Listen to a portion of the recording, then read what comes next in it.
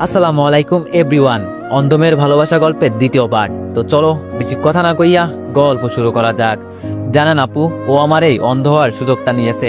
আমাকে বলে গেছে তুই তো আর দেখতে পারিস না, আমার আবার কি করবি। সত্যি তো তাই আপু, আমি ওর কি করব। আচ্ছা আপু, দেশে কি আর কোনো মেয়ে ছিল না? আমার সাথে কেন এটা করলো? আমি কি বড় কোনো অপরাধ করে ফেলেছি? অন্ধ হওয়াটা কি আমার দোষের কিছু? ওরা আমাকে বাঁচতে দিবে না, আমাকে বাঁচতে দিবে না আপু। রিয়া কান্না করতে করতে পুরো বেডটা ভিজে ফেলছে। মনে হচ্ছে এই কথাগুলো বলে আমি আর দাঁড়িয়ে থাকতে পারলাম না। রিয়ার কথা শুনে পাশের চেয়ারে বসে কান্না করতে লাগলাম। চোখ দিয়ে আপনা আপনি পানি পড়ছে। কি করলাম আমি এটা? নিজের ইচ্ছা মেটাতে একটা মেয়েকে আমি মেরে ফেললাম। সব স্বপ্ন শেষ করে দিলাম আমি ওর। আমার এই পৃথিবীতে বেঁচে থাকার কোনো মানে হচ্ছে না। সত্যি তো, আমি একটা অন্ধমের সব স্বপ্ন ভেঙে ফেললাম। পৃথিবীর সবচেয়ে নিকৃষ্ট মানুষ হচ্ছে আমি। আপু নিজের চোখের পানি মুছে রিয়াকে বলল, কান্না করিও না, সব ঠিক হয়ে যাবে। আমি তোমার ধর্ষণকারীকে খুঁজে বের করব। রিয়া আপুকে বলল, আপনার খুঁজে বের করতে হবে না আপু, আপনি বলছেন এটাই অনেক বেশি।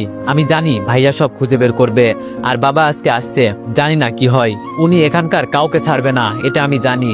এখনই সেনাবাহিনীর মেজর আর এখন আর খুব রাগ। বাবাকে কিভাবে যে কন্ট্রোল করব সেটাই চিন্তা করছি আপু। এর মাঝে আপুর ফোন এলো। আপু ফোনটা হাতে নিয়ে বলল, রিয়া আমি একটু কথা বলে আসি কেমন? তুমি আমার ছোট ভাইয়ের সাথে কথা বলো। দীপু রিয়ার পাশে বস। আপু কিছু দেখার আগেই চোখের পানি মুছে ফেললাম। আপু বের হতেই আমি রিয়ার পাশে বসলাম। কণ্ঠটা একটু চিকন করেই বললাম, রিয়া আমাকে চিনতে পেরেছো? আগের কণ্ঠে কথা বললে রিয়া আমাকে চিনে ফেলবে। আমি খুব ভালো করেই জানি এইসব প্রতিবন্ধী মেয়েদের আলাদা একটা শক্তি থাকে যেটা আমাদের ভিতরে নেই। তবে আমি খুব বড় অপরাধ করে ফেলেছি ওর সাথে, এগুলোর প্রতিদান আমাকে দিতে হবে। তবে ওর দিকে তাকালেই কেমন জানি একটা মায়া টানে আমাকে। পাগল পাগল লাগে চারিদিক, সহ্য করতে পারি না নিজের ভিতরে ভালোবাসা আটকে রাখতে। মনে হয় যেন সব উদার করে শুধু ওকেই ভালোবাসি। রিয়া আমার দিকে ফিরে বলল, আপনি আপুর ছোট ভাই তাই না? ইস কি সুন্দর চেহারা, সত্যি ওর তুলনা হয় না। আর ওর সাথে আমি এটা কিভাবে করলাম? খুব বড় অন্যায় করে ফেলেছি আমি ওর সাথে। রিয়াকে কাছে থেকে দেখে মনে হচ্ছে যেন আমি ওর প্রেমে বারবার পড়ে যাচ্ছি। রিয়া নাকি অন্ধ, ওর চোখ দেখলে কেউ বলবে না ও যে অন্ধ। আমি একটা হাসি দিয়ে বললাম, তুমি খুব সুন্দর জানো রিয়া। রিয়া হয়তো আমার থেকে এই কথাটা আশা করেনি। কেমন যেন একটু আনমন হয়ে বলল, আমাকে খুশি করার জন্য বললেন বুঝি ভাইয়া? আমি মনে মনে বললাম, আরে বাবা এই মেয়ে তো দেখি সবকিছুই বুঝতে পারে। তাও আমি একটু জোর দিয়েই বললাম, সত্যি রিয়া তুমি খুব সুন্দর।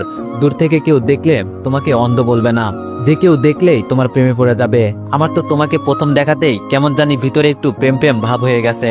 সত্যি এখন আমার রিয়ার উপর একটা আলাদা মায়া জমে গেছে। আর রিয়াকে খুশি করার জন্য এই কথা বললাম। রিয়া উঠে বসে বলল, ভাইয়া তো দেখি খুব ভালোই মজা করতে পারেন। আমি বললাম, তোমার মনে হয় কি আমি মজা করছি? রিয়া আবার মুচকে এসে বলল, আপনি খুব মজার মানুষ, আপনার সাথে কথা বলে খুব ভালো লাগলো, মনটা একটু হালকা হয়েছে। তবে আফসোস আপনাকে দেখতে পারছি না। আমি হাসি দিয়ে বললাম, মনে মনে আমাকে অনুভব করতে তো পারছো? রিয়া বলল, তাই করার চেষ্টা করছি। আচ্ছা ভাইয়া আপনার নামটা কি? আমি মজা করে বললাম, ভাইয়া বলিও না, কলিজায় আঘাত লাগে। রিয়া এবার হাসি দিয়ে বলল, জান ভাইয়া আপনিও না। আমি বললাম, যাক তোমাকে তো খুশি করতে পারলাম। আর আমি চাই না তোমার মনটা খারাপ থাকুক। আর আমার নাম হচ্ছে মোহাম্মদ দীপু হোসেন, তুমি চাইলে দীপু বলতে পারো। রিয়া বলল, না সে কিভাবে বলি, আপনি আমার বড় ভাইয়ের মতো। আমি বললাম, তোমার মুখে ভাইয়া শুনতে ভালো লাগছে না। রিয়া বলল, আমি একটা অন্ধ মেয়ে জানেন। আমি এবার রেগে বললাম, অন্ধ হয়েছেন তো কি হয়েছে, তাই বলে তুমি মানুষ না?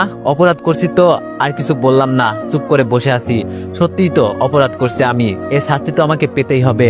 একটা নিরীহ মেয়ের সাথে কেন এমন হবে? আমি এর বিনিময়ে যা দরকার আমি সব করব রিয়ার জন্য। আমি চাই না ওকে আর কষ্ট দিতে। যতই দেখি যেন ওকে মন ভরে না, শুধু দেখার ইচ্ছা করে। জানি না এটা প্রেম নাকি। এর মাঝে রিয়া বলে উঠল, ভাইয়া আছেন নাকি চলে গেছেন? আমি রিয়ার কথার উত্তর দিয়ে বললাম, আরে না রিয়া আসি, তোমাকে একা রেখে কই যাব? রিয়া বলল, আপনার তো যাওয়ার কত জায়গা আছে। আমি বললাম, আরে তুমিও না যে কি বলো আপুর মতো। আচ্ছা রিয়া তুমি সুস্থ হও আগে, তারপর তোমাকে একদিন ঘুরতে নিয়ে যাব।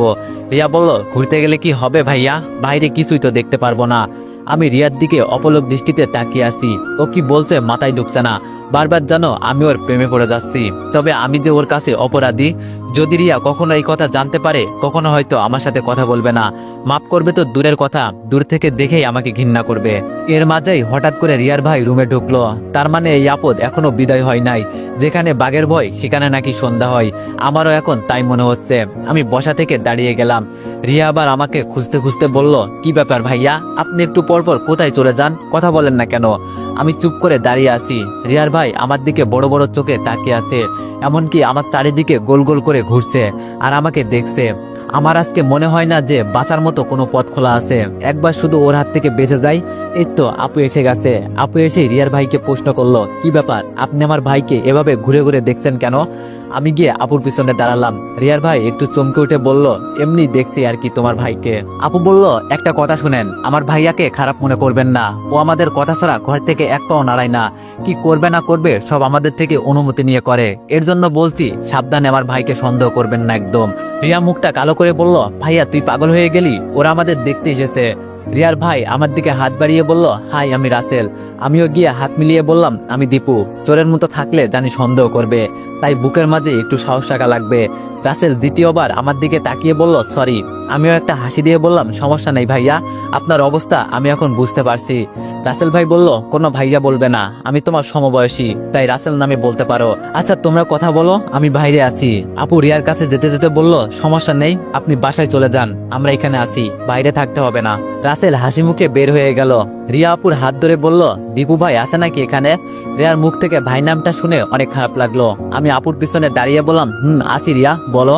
রিয়া বলল, সরি, আসলে ভাইয়ার মাথা একটু গরম তো, এই জন্য এমন হয়েছে।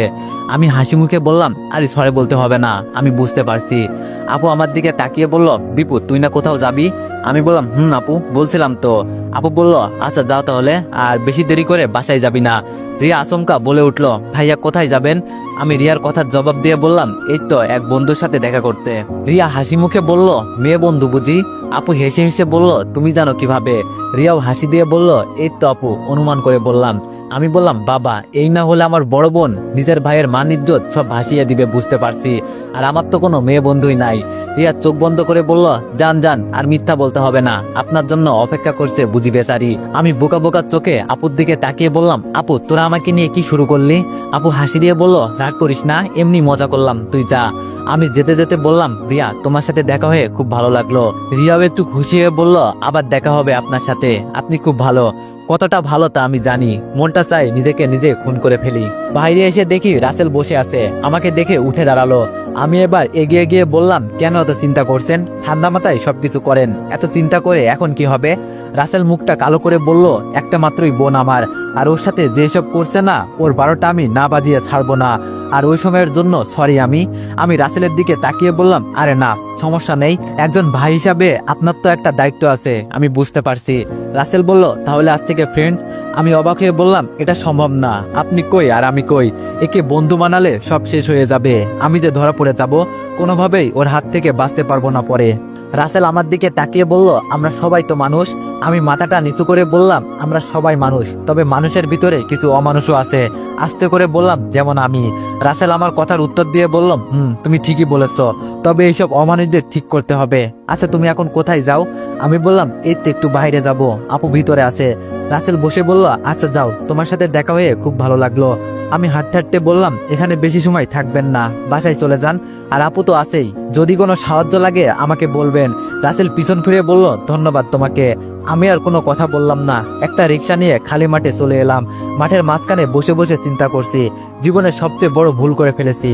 আচ্ছা আমার কি সবকিছু বলে দেওয়া উচিত? হয়তো, তবে এছাড়া আমার কাছে কোনো পথ নেই। সবাইকে বললে হয়তো আমি আর এই পৃথিবীতে থাকতে পারবো না।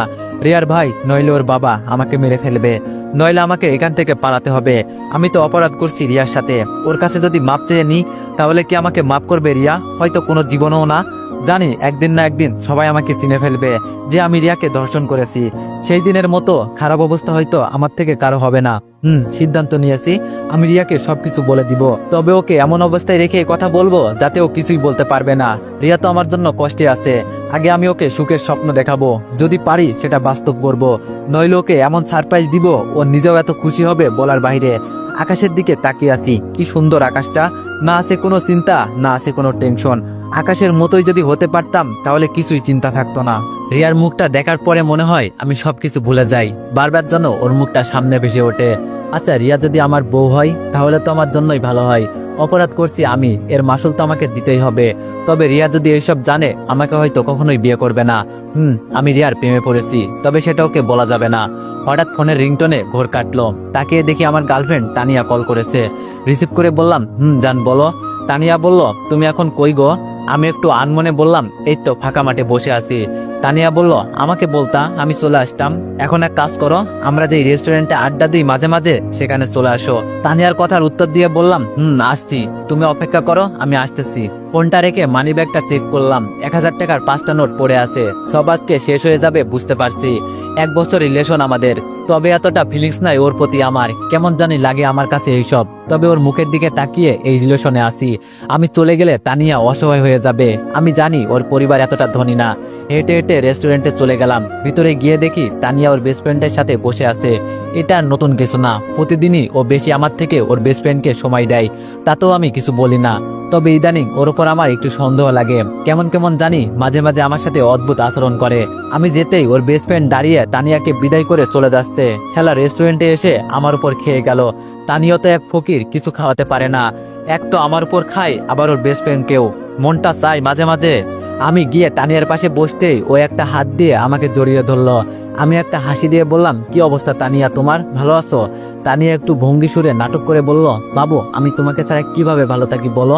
তুমি আমাকে তো আজকে একবারও কল দিলে না, এজন্য আমি তোমার উপর রাগ করছি। মেয়েদের এসব অঙ্গি ভঙ্গি দেখলে শরীরটা জ্বলে যায়। এসব নাটক না করলে আমার মনে হয় ওরা থাকতে পারবে না। তাও একটু হাসি নিয়ে বললাম, বাবু আজকাল একটু বেশি বিজি থাকি। হঠাৎ তানিয়া ঠোঁটের উপর নজর পড়ল। কেমন জানি লিপস্টিক এলোমেলো হয়ে ঠোঁটে লেগে আছে। তানিয়া আমার ঘোর কাটিয়ে বলল, কি দেখছো বাবু এমন করে আমার দিকে তাকিয়ে? আমি তানিয়াকে কিছু বুঝতে না দিয়ে বললাম, এই তো বাবু দেখছি তুমি কতটা সুন্দর। তানিয়া বলল, তাই নাকি? আচ্ছা চলো না আমরা খুব তাড়াতাড়ি বিয়ে করে নিই, আমার তো আর সহ্য হচ্ছে না। কি ব্যাপার আজকে হঠাৎ করে ও বিয়ের কথা বলতে কেন? মাথায় তো কিছুই ঢুকছে না। আমি একটু অবাক হয়ে বললাম, হঠাৎ বিয়ের কথা বলছো কেন তানিয়া? তানিয়া আমার একটা হাত জড়িয়ে বলল, কতদিন আর একা একা থাকবো বলো, তোমাকে ছাড়া আর ভালো লাগে না, তাই বলছি চলো না আমরা বিয়ে করে নিই। আমি তানিয়ার হাত ছাড়িয়ে বললাম, বিয়ে অনেক দেরি আছে, তুমি তো জানো আমার বড় ভাইয়ের বিয়ে সামনের সপ্তাহে, এরপর আমার বড় বোন আছে, সব ঝামেলা মিটিয়ে তারপর আমি বিয়ে করব। এটা বলতেই তানিয়া মুখটা কালো করে বলল, তাহলে তো অনেক পর, এতদিন আমি সহ্য করতে পারবো না, বুঝলে বাবু? আমি তানিয়ার চোখের দিকে তাকিয়ে বললাম, যদি আমাকে ভালোবাসো তাহলে তো মানতেই হবে না বেবি। তানিয়া মন খারাপ করে বলল, আমি বললাম, মন খারাপ করলে নাকি তানিয়া? দেখো আমি এত তাড়াহুড়ো করে বিয়ে করতে পারবো না। তানিয়া দাঁড়িয়ে বলল, আচ্ছা তাহলে আমি আজকে আসি কেমন? এই মুহূর্তে ওয়েটার এসে বলল, ম্যাম বিলটা। তানিয়া আমাকে দেখিয়ে বলল, তোমার ছাড় দিয়ে দিবে। কি মেয়ে রে বাবা, লজ্জা শরম কিছুই নাই, আমাকে দেখিয়ে দিল। তুই খাবি খা, সাথে আরেকটা ক্যান নিয়ে আসিস। তানিয়া হাতে ইশারা করে বলল, আসি বাবু, কালকে দেখা হবে। তানিয়া চলে যেতেই আমি ওয়েটারকে ডেকে বললাম, এখানে আসো। ওয়েটার আমার কাছে এসে বলল, স্যার বলেন। আমি বললাম, তুমি তো জানো আমি এখানে মাঝে মাঝে আসি। ওয়েটার বলল, ভাইয়া। আমি ওর হাত থেকে বিলের কাগজটা নিয়ে বললাম, তোমার ম্যাম কি ওই ছেলের সাথে কিছু করার চেষ্টা করে? ছেলেটা জবাবে বলল, সরি স্যার, এসব বলতে মানা আছে, ম্যাম না করেছে। আমি ছেলেটার হাতে 500 টাকা দিয়ে বললাম, এখন বলো। ছেলেটা হাসি মুখে বলল, ওরা তো প্রতিদিনে আপনি চলে যাওয়ার পরেও আসে, আর একে অপরকে ওই যে কি যেন বলে, ও হ্যাঁ মনে পড়েছে, লিপকিস। ওরা একে অপরকে লিপকিসও করে। এটা শুনে আমার মাথা গরম হয়ে গেল। বেস্ট ফ্রেন্ড বানিয়ে আমাকে লুকিয়ে এইসব করে। ওয়েটারের বিলটা দিয়ে বসে আছি, আমার টাকা খেয়ে আমার সবকিছু খেয়ে বেঁচে আছে, আর আমার সাথেই ধোকা। দেখ আমি কি করি। হঠাৎ পিছন থেকে কে জানি ডাক দিল, দীপু। পিছনে তাকিয়ে দেখি বড় ভাই আর ভাই আর হবু বউ। আমি উঠে গিয়ে ওদের টেবিলে বসলাম। তবে ভাবির সাথে কিন্তু আমার খুব ভাব আছে, মানে উনি আমাকে খুব আদর করে। ভাবি আমাকে দেখে বলল, কি ব্যাপার দীপু, মন খারাপ? আমি ভাবির দিকে তাকিয়ে বললাম, একটু মন খারাপ না, অনেকটাই মন খারাপ। ভাইয়া আমার দিকে তাকিয়ে বলল, কি হয়েছে রে দীপু? সাথে ভাবিও তাল মিলিয়ে বলল, ভাই বল কি হয়েছে? আমি ভাবির দিকে তাকিয়ে বললাম, জানেন ভাবি, ইদানিং তানিয়ার ব্যবহার আমার কাছে ভালো লাগছে না। কেমন জানি অদ্ভুত অদ্ভুত ব্যবহার করে আমার সাথে। আমার গার্লফ্রেন্ড যা আছে এটা আমার পরিবারের সবাই জানে, আমিও বলে দিয়েছি। ভাবি একটা হাসি দিয়ে বলল, আরে পাগল, এই নিয়ে এত চিন্তা করো কেন? একটু খোঁজখবর নিয়ে দেখো, তাইলেই তো হয়। আমি দাঁড়িয়ে বললাম, আচ্ছা ভাবি, তাহলে আজকে আসি, আপনাদের বিরক্ত করে লাভ নেই। ভাবি বলল, এখনই চলে যাবা? আমি বললাম, যেতে হবে, নইলে আপু পিঠের চামড়া তুলে নিবে। ভাইয়া আমাকে প্রশ্ন করলো, শুনছি তুই সকালে কিছু খেয়ে আসিস নাই, বস কিছু খেয়ে যা। আমিও বসে বললাম, ভাইয়া তুই ঠিকই বললি, খুব খিদে পেয়েছে, তবে টেনশনে কিছুই বলতে পারছি না। ভাবি খেতে খেতে বলল, প্রেম করো আরো, প্রেমের যে কি জ্বালা রে ভাই। আমি ভাবিকে খুঁচা মেরে বললাম, আমি একাই প্রেম করি, আর তুমি যে ভাইয়ার সাথে 3 বছর প্রেম করছো সেটা কি? জানি না আমার ভাইয়ের কত টাকা খরচ করছো। ভাবি একটা হাসি দিয়ে বলল, আমি তোমার ভাইয়ের টাকা খরচ করি না, তোমার ভাই যে কিপটা জিজ্ঞেস করো, এই যে খাচ্ছি একটাও কি বিল দিবে নাকি তোমার ভাই? আমি ভাইয়ার দিকে অবাক হয়ে তাকিয়ে বললাম, সত্যি ভাইয়া? ভাইয়া একটা হাসি দিয়ে বলল, ওর বাবার টাকার অভাব আছে নাকি? আমি কেন টাকা দিব, ও দিবে, আমি দিলেও যা ও দিলেও তাই। ভাবি একটু রেগে বলল, দেখা দেখো তোমার ভাইয়া কি বলে। আমি বললাম, বুঝছি, আমাকেও ভাইয়ার মতোই হতে হবে। খাওয়া দাওয়া শেষ করে বিদায় নিয়ে বাসার দিকে যেতে লাগলাম। তবে এখন কেন জানি বাসায় যেতে মন চায় না। মনের ভিতর অজানা একটা ভয় যেন থেকেই যায়। বারবার রিয়ার কথা মনে পড়ে। আজকে শুনেছি রিয়ার বাবা আসবে, উনি নাকি সেনাবাহিনীর মেজর। যদি একবার আমাকে ধরতে পারে না, কিভাবে যে আমাকে পিটিয়ে মারবে তার কোনো হিসাব নেই। বাসার কাছে গিয়ে দেখি সেনাবাহিনী পুলিশের অভাব নেই। মনে হয় রিয়ার বাবা চলে আসছে। বাইরে বেশি দাঁড়িয়ে থাকলে সন্দেহ করবে। কলিং বেল বাজাতেই আপু এসে দরজা খুলে দিল। কিরে, এতক্ষণ কই ছিলি? আপু ভিতরে যেতে যেতে বলল। আমি ভিতরে গিয়ে সোফায় বসলাম। মনে হচ্ছে জানো, আজকে আমার উপর দিয়ে বড় একটা ঝড় গেল। সামনে যে আরো কত কিছু হতে পারে তার কোনো হিসাব নেই। আগুনে হাত দিয়ে দিছি, হাত তো পুড়বেই। আপু আমার কাছে এসে বলল, কিরে আমি তোরে কি বলছি? আমি আড়াল চোখে আপুর দিকে তাকিয়ে বললাম, এই তো ভাইয়ার ভাবির সাথে ছিলাম। আপু আমার পাশে বসে আমার দিকে তাকিয়ে বলল, তুই ভাইয়ার ভাবিকে কোথায় পেলি? আমি বললাম, কোথায় আবার, ওরা তো রেস্টুরেন্টে ছিল। আপু বলল, বুঝি না, সারাদিন ঘুরে ওরা কি করে? আমি বললাম, নতুন নতুন প্রেম তো, একটু মজা করতে দে। আপু আমার দিকে আবার রাগি চোখে তাকিয়ে বলল, ওদের নতুন প্রেম না। আমি চোখ বন্ধ করে বললাম, সে যাই হোক আপু, আমি এখন একটু ঘুমাবো, এমনিতেই রাতে ঘুমাতে পারি নাই। আপু বলল, তুই খেয়েছিস? আমি বললাম, আপু। আচ্ছা, রিয়াকে নিয়ে চলে আসছে বাসায়? আপু সোফা থেকে উঠে বলল, নিয়ে আসছে, আমিও তো ওদের সাথেই আসছি। আমি রুমে যেতে যেতে বললাম, আম্মা আব্বু কই? ওদের তো দেখতে পাচ্ছি না। আপু কোনো কথা বললো না, চুপ করে কি জানি চিন্তা করছে। আমি দাঁড়িয়ে আবার আপুর কাছে গেলাম। আপুর হাত ধরতেই বলল, কে কে? আমি অবাক হয়ে আপুর দিকে তাকিয়ে বললাম, একটু আগেই তো কি সুন্দর করে কথা বলছিলি, আর এখনই চিন্তায় মগ্ন? বাবা খুব ভালো, মনে হচ্ছে জানো এটাই প্রেমে পড়ার লক্ষণ। আপু আমার দিকে তীরে এসে বলল, তোরে তো। আমি মুখ বাঁকিয়ে বললাম, হ্যাঁ সত্যি কথা বললেই দোষ, তাই না? আমি রুমে গিয়ে বিছানায় শুতেই চোখে ঘুম চলে আসে। রাতে এমনিতেই ঘুমাতে পারি নাই। ঘুম থেকে যখন উঠলাম তখন তাকিয়ে দেখি প্রায় অনেকটাই রাত হয়ে গেছে। মনে মনে চিন্তা করছি, রিয়ার সাথে আমি যেই কাজ করছি এর একটু প্রমাণ যদি ওর ভাই বা ওর বাবা পাই, আমাকে আর এই পৃথিবীতে মনে হয় রাখবে না। রাতে সেই কাপড়গুলো পরে রিয়ার কাছে গিয়েছিলাম, সেইগুলোতে আগুন ধরিয়ে দিলাম। বাইরে ফেললে যে কেউ দেখে ফেলতে পারে। একটু পর আম্মু আর আপু আমার রুমে আসলো। এসে বড় বড় চোখ করে আমার দিকে তাকিয়ে আছে। আমি কিছু না জানার ভান করে বললাম, কি হয়েছে আম্মু, তোমরা হঠাৎ আমার রুমে? আপু রেগে বলল, কি হয়েছে মানে? তুই কাপড়ে আগুন দিয়ে জ্বালিয়ে দিলি কেন? আমি বললাম, ইস আপু বলিস না, যেই মশা, তাই মশার হাত থেকে বাঁচার জন্য এইসব করতে হয়েছে। আম্মু আমার কাছে এসে আমার মাথায় হাত দিয়ে বলল, পাগল টাগল হয়ে গেলি নাকি? হঠাৎ এইসব কি আজে বাজে কাজ করা শুরু করলি? আমি বললাম, আমার মাথা গরম করিও না, তোমাদের এত কথা আমি শুনতে পারবো না। আপু আমার দিকে চোখ রাঙিয়ে চলে গেল। পিছন পিছন আম্মু চলে গেল। যাক বাবা, বাঁচা গেল। আজ 2 দিন হলো ঘর থেকে এত বাইর হই না। যা একটু বের হয়েছি অল্প অল্প, যাতে কেউ সন্দেহ করতে না পারে। আজকে রিয়াদের বাসায় যাব, ওকে একটু দেখে আসি, না হলে ও আবার আমাকে বলবে আপনি খুব স্বার্থপর, আমাকে একদিনও দেখতে আসেননি। আর ওরাও যাতে আমাকে সন্দেহ না করতে পারে, এজন্য এই কাজ। রুম থেকে বের হয়ে রিয়াদের দরজার সামনে গিয়ে দাঁড়ালাম। তবে পরিবেশটা হঠাৎ করে এতটা নীরব হয়ে গেল কেন, কিছুই মাথায় ঢুকছে না। ওরা আবার নতুন করে কোনো প্ল্যান করছে না তো? বলা তো যায় না। কলিং বেল বাজাতেই সেই দিনের আপুটা দরজা খুলে দিল। ভদ্রতার খাতিরে জিজ্ঞেস করলাম, ভালো আছেন আপু? মেয়েটি বলল, এই তো ভালো আছি, তুমি মিতুর ভাই না? আমি বললাম, জি আপু, আমি মিতুর ভাই। মেয়েটি বলল, রিয়াকে দেখতে এসেছো তাই তো? আমি বললাম, জি। রিয়া এখন কেমন আছে আপু? উনি একটা হাসি দিয়ে বলল, যাও নিজের চোখেই দেখে আসো গিয়ে। আমি মাথাটা নিচু করে বললাম, আপু আপনাকে তো। আমাকে আর কিছু বলতে না দিয়ে বলল, আমাকে চিনতে পারছো না তাই তো? আমি বললাম, আপু। মেয়েটি বলল, রাসেলের সাথে তো তোমার পরিচয় হয়েছে। আমি বললাম, হয়েছে, হাসপাতালে। আপনি কি রাসেল ভাইয়ের বউ নাকি? ভাবি একটু লজ্জা পেয়ে বলল, আমি বললাম, সরি ভাবি, আপনাকে চিনতে পারি নাই। ভাবি বলল, আরে তুমি কি আমার পরিচয় জানো যে চিনবে? আচ্ছা যাও ভিতরে রিয়ার সাথে দেখা করে আসো। আমি আর কোনো কথা বললাম না। আমি জানি রিয়ার রুমটা উপরে, তাও পিছন ফিরে ভাবিকে জিজ্ঞেস করলাম, ভাবি রিয়ার রুমটা কোন দিকে? এটা জিজ্ঞেস না করলে যদি আমাকে সন্দেহ করে। এখন সবকিছুতেই জানো মনের ভিতরে একটা ভয় জমে গেছে। ভাবি আমার দিকে তাকিয়ে বলল, আগে বলে একবার ভাবি আরেকবার আপু, এটা কি? আমি একটা হাসি দিয়ে বললাম, আপু এজন্য বলছি, আমি তখন আপনাকে চিনি নাই, এখন তো চিনতে পারছি আপনি রাসেল ভাইয়ের বউ। তাই ভাবি। উনি আমার কথার উত্তর শুনে হাসতে লাগলো। হেসে হেসে বলল, ভাই তুমি তো দেখি খুব যুক্তি দিয়ে কথা বলতে পারো। রিয়ার রুম উপরে, যাও। আমি একটা হাসি দিয়ে সিঁড়ি দিয়ে উপরে উঠতে লাগলাম। আরে এ তো রিয়ার মা নিচে নামছে। আমাকে দেখে বলল, যাও রিয়া উপরে আছে। আমি আন্টির কথা শুনে একটা হাসি দিলাম। কি ব্যাপার, এ বাসায় সবাই আমাকে চিনে ফেললো নাকি? সবাই আমাকে আমন্ত্রণ জানাচ্ছে রিয়াকে দেখার। কোনো কিছু আবার টের পেয়ে গেল না তো? দূর, এসব কিছু না, আগের মতো আর ভুল করলাম না। দরজায় দাঁড়িয়ে ভিতরে উকি দিয়ে দেখি সেই দিন রাতের মতোই রিয়া টেবিলে বসে বসে কি জানি লেখার চেষ্টা করছে। আমি দরজায় টুকা দিয়ে বললাম, রিয়া ম্যাম, আমি কি ভিতরে আসতে পারি? রিয়া আমার কথা শুনে আমার দিকে মুখ ফিরিয়ে বলল, দীপু ভাইয়া নাকি? আমি বললাম, আমি। তো এভরিওয়ান, গল্পটি ছোট করার জন্য দুঃখিত, কারণ এইদিকে বৃষ্টি হইতাছে, যার কারণে গল্পটি একটু ছোট হয়েছে। তো যাই হোক, নেক্সট পার্টের জন্য অপেক্ষা করো। ধন্যবাদ।